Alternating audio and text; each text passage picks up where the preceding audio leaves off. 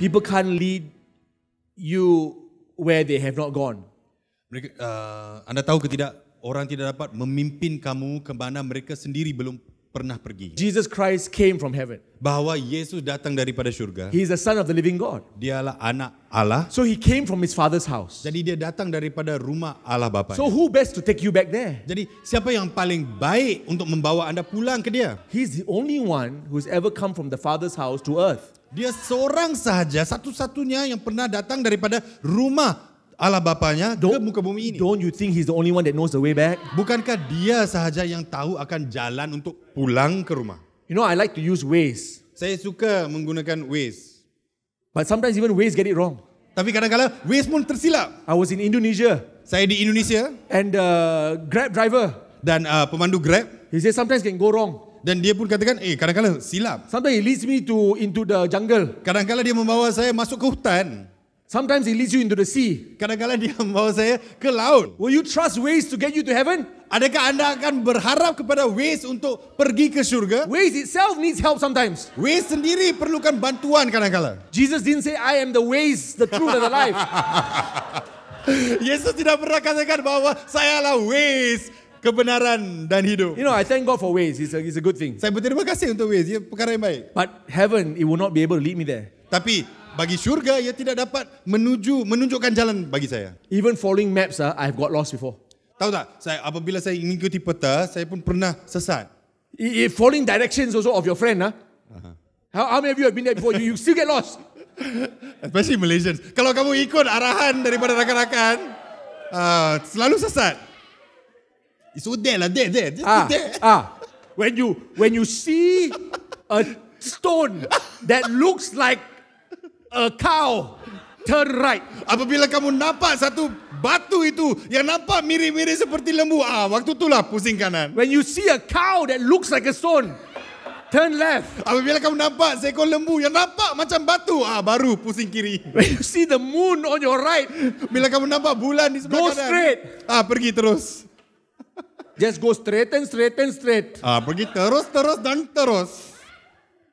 And you still get lost. Dan anda tetap sesat. What's the best way? Apakah cara yang terbaik? What's a foolproof way? Apakah cara yang dijamin 100%? You call your friend. Anda panggillah rakan. Say, I'm lost lah. Katakanlah, saya sesat lah. Even with direction, I cannot find. Walaupun dengan arahan yang kamu beri itu, saya sesat. Saya tak dapat jumpa. Your friend say, kawan kamu kata, where are you? Di manakah kamu? I'm just parked next to the stone that looks like a cow. Saya letakkan kereta di sebelah batu yang nampak seperti lembu. And your friend says, I know where that is. Rakan kamu berkata, saya tahu mana tempat tu. He says, stay there. Dia kata, tunggulah di situ. I'll come get you. Saya akan datang dan ambil kamu. He came. Dia to datang get us. untuk mengambil kita. Amin. And when he found you beside the road, dan apabila dia menemui kamu di tepi jalan, lost and frustrated, sesat dan frust sekali, he honked at you. Dia pun horn. He showed his face, it's me. Dia pun menunjukkan muka dia dan mengatakan, saya. And then he comes in front of you. Lalu dia datang depan anda. How many of you have ever been guided by your friends? Siapa yang pernah dipimpin oleh rakan anda? And immediately you feel so, happy, relieved? Ya. Kemudiannya kamu rasa begitu selesa sekali. And what does he say? Kemudian apa dikatakan? Follow me. Ikutlah saya. Follow me. Ikutlah saya. Hallelujah. And then you follow him. Kemudian kamu pun ikut.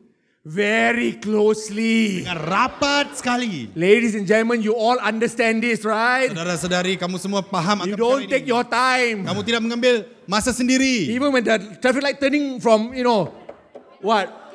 orange or amber to red, you still go anyway. Walaupun lampu isyarat kuning ke nak jadi merah sudah, kamu terus pergi. You hope your friend will wait for you. Kamu harap bahawa rakan kamu akan menunggu kamu. Jesus says, I will never leave you nor forsake you. Amin. Yesus berkata, saya tidak akan meninggalkan kamu lalu mengabaikan kamu. I hear him say, you will never walk alone. Saya mendengar dia berkata, Anda tidak akan berjalan sendirian. Follow him closely. Ikutlah dia dengan rapat. What's your assignment? Apakah tugasan kamu? Follow him closely. Ikutlah dia dengan rapat. What's your assignment? Apakah tugasan kamu? Make sure that other people are following you closely. Pastikan bahawa orang lain pun sedang mengikut kamu dengan rapat. And then comes the guard house. Kemudian datang tempat guard.